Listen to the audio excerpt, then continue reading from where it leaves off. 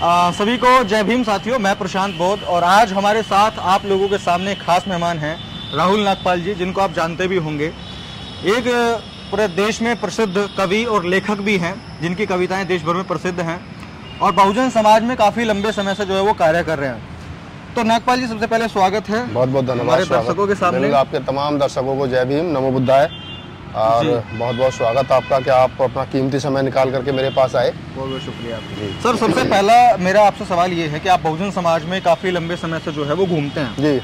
तो आपने देखा होगा कि जो हमारा बहुजन समाज है वो बहुत बड़ी संख्या में आज भी गरीब है जी, वंचित भी है, अशिक्षित भी है, सब सारी चीजें हैं, लेकिन वो लोग ही सबसे ज्यादा पूजा पाठ, व्रत करना, कांवड़ लाना, ये सारी चीजें करना, सबसे ज्यादा वही करने में लगे हुए हैं। तो क्या आपको क्या लगता है कि क्या इन चीजों को करके हमारा जो बहुजन समाज है उसका कोई वृद्धि विकास हो सकती है? देखिए प्रशांत, जो आपका सवाल है वो बड़ा महत्वपूर्ण है और मैं समझ रहा हूँ कि इसका जो जवाब है वो भी उतनी गंभीरता से दिया जाए जितनी गंभीरता से आपने सवाल पूछा है जी। मैं समझता हूँ कि मंदिर जाने से, पूजा पाठ करने से या कहूँ कि कांवड़ लाने से या और कोई पाखंड करने से, जिसको हम लोग आस्था लोग शोर मचाते रहते हैं, ये सारा काम कर लेने से अगर गरीबी दूर होती, मान सम्मान मिलता या एक समाज में स्टेटस जो है वो बनता तो कब का बन गया होता। अगर घंटी बजाने से कोई आईएएस बन जाए, मंदिर में जाने से कोई पीसीएस बन जाए या उसकी गरीबी दूर हो जाए तो फिर तो सारे काम स्कूल बंद करके वहीं लग जाओ। तो इससे ये स्पष्ट है कि जो देवता, जो मंदिर 5000 साल तक, 4000 साल तक इस देश के मूल निवासियों का, बहुजनों का, SC ST OBC माइनॉरिटी की गरीबी दूर नहीं कर पाए, उसको समाज में मान सम्मान नहीं दिला पाए, इससे ये तय है कि मंदिर जाना हमारी समस्या का समाधान नहीं है। लेकिन जो लोग मंदिर जाते हैं वो कहते हैं कि नहीं होगा हमारा विकास, यही है उनकी जो आस्था है। मैं वही कह रहा हूँ प्रशांत जी कि जिन लोगों की आस्था है और जो लोग ये करें नहीं साहब, मंदिर जाने से हमें बड़ा संतुष्टि मिलती है, ये मिलता है और ये वगैरह वगैरह बहुत सारे एक्सक्यूज उनके पास में है। लेकिन मेरा वही सवाल है कि भाई तुम मंदिर जा रहे हो, मैं तो नहीं जा रहा हूँ। बिल्कुल, तुम तो मंदिर जा रहे हो ना, सुबह शाम पूजा भी कर रहे हो, बुरे मंगलवार को नॉनवेज भी नहीं खा रहे हो और जो देवी देवताओं के दिन होते हो उस दिन आप पूरा उनके हिसाब से चल रहे हो, तो आप भी क्या नाम है सारे काम, आप तो सब कुछ कर रहे हो और मैं आपके अपोजिट कर रहा हूँ।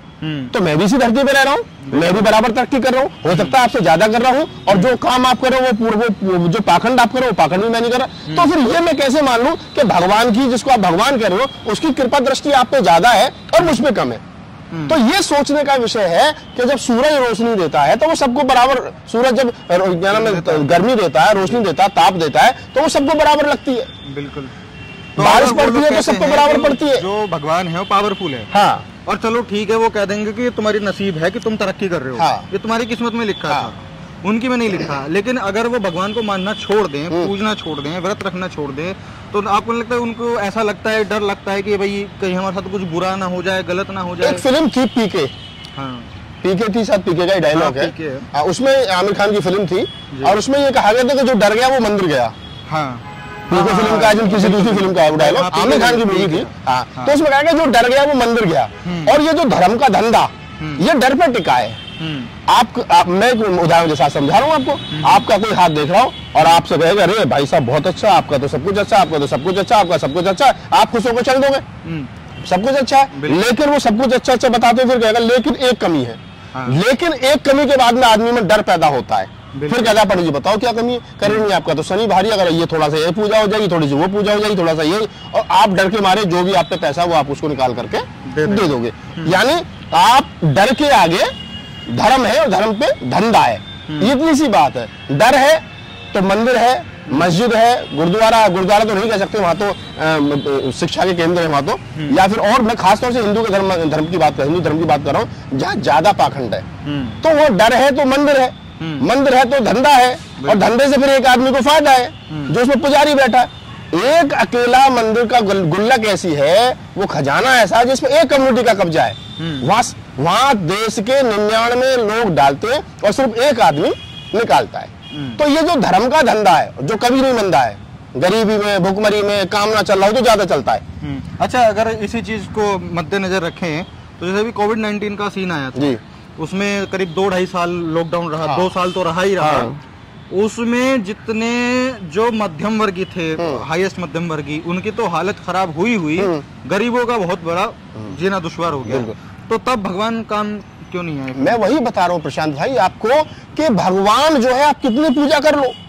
एक आदमी कोविड में वो भी बिना ऑक्सीजन के मरा जिसके पास पैसा था, जो बहुत ज्यादा आस्थावान था, और वो भी मरा जिसके पास ना तो पैसा था ना कुछ था, आस्था थी कुछ भी नहीं था। आखिर मौत जब आएगी तो वो किसी को नहीं छोड़ेगी, चाहे आस्थावान हो चाहे रास्तावान हो।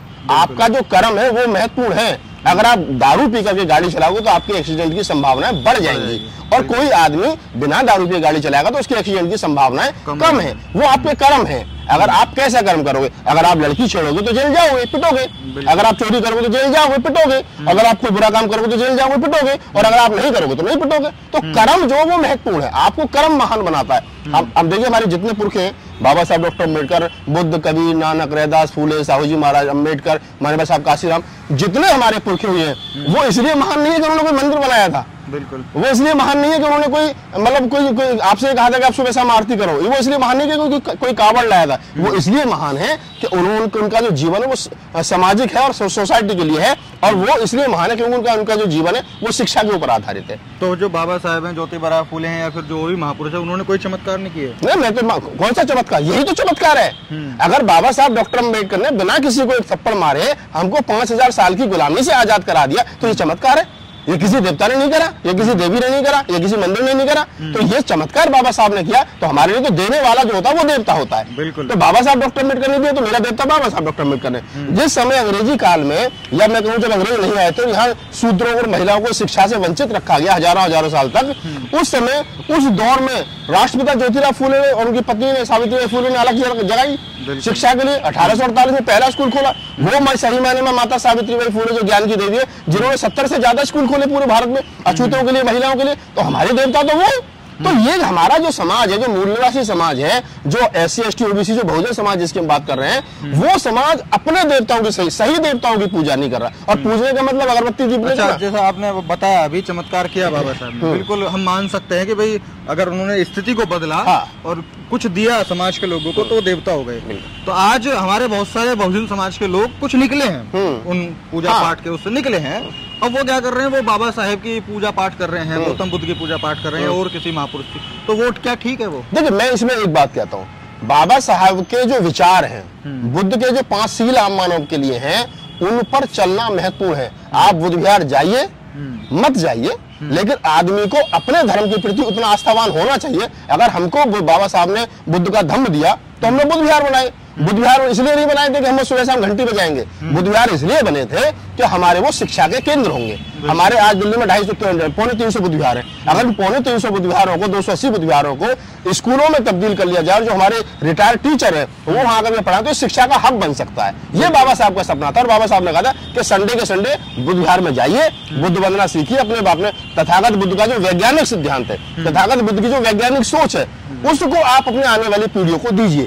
तो बाबा साहब का तो सीधा सा है। बाबा साहब की जयंती आ रही है, हम बाबा साहब को हाथ इसलिए नहीं जोड़ रहे कि बाबा साहब की ये जो फोटो, ये जो मूर्ति हमें कुछ दे देगी, नहीं। हम इसलिए उनका कृतज्ञ, उनके प्रति, उनकी मूर्ति के प्रति, उनकी हमारी इसलिए उनके प्रति आस्था है जो उन्होंने हमें दिया, जिसने हमारा जीवन चेंज किया, जिसने हमें बदला, उसके लिए हम नमन कर रहे हैं कि हे बाबा साहब, अगर आप नहीं होते तो मैं नहीं होता। मतलब कुल मिलाकर के वो चीज है कि जो उन्होंने किया, उसके लिए हम नमन कर रहे हैं। नमन करने के बाद जो उन्होंने कर दिया, जो अधिकार दे दिए, उनको लेकर के अब आगे बढ़ना हमारी जिम्मेदारी, हमारी जिम्मेदारी है। हमारी जिम्मेदारी, जितना लेंगे बढ़ेंगे। अच्छा, जैसे मूर्ति और मंदिरों का सिलसिला जैसे चल रहा है, धर्म का धंधा आपने बोला, अभी अभी खबर हमने सुनी और पढ़ी है कि योगी आदित्यनाथ का मंदिर बना दिया गया। हाँ, मैं भी पढ़ रहा था सोशल मीडिया पे, अयोध्या में कोई जगह है और वहाँ कोई मौर्य समाज के आदमी है, उन्होंने वो बनाया है।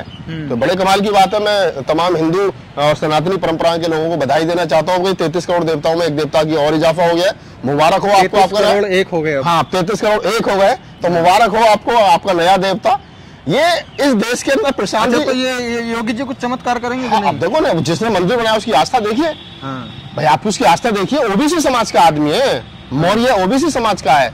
जिन मौर्यों को मंदिरों में नहीं घुसने दिया गया, उस मौर्य ने योगी जी की मूर्ति लगा करके मंदिर बना दी। ये और बड़ी बात, ये और बड़ी बात है अपने आप में। तो मैं तो कह रहा हूँ कि बधाई हो इस देश के क्या नाम है हिंदू और सनातनी परंपरा के लोगों को। भाई 33 करोड़ एक हो गए आपके देवता, एक देवता का इजाफा हो गया। कम से कम पिछले 100 साल में कोई नया देवता पैदा नहीं हुआ, एक देवता पहली बार जो है वो नया बना है। तो प्रशांत जी जो मैं कह रहा था वो ये है कि इस देश में मूर्खों से बड़ी चहल पहल है। ये अब आप देखिए, मुख्यमंत्री तो और भी हुए, ऐसा नहीं कि आदित्यनाथ योगी ने कोई चमत्कार कर दिया।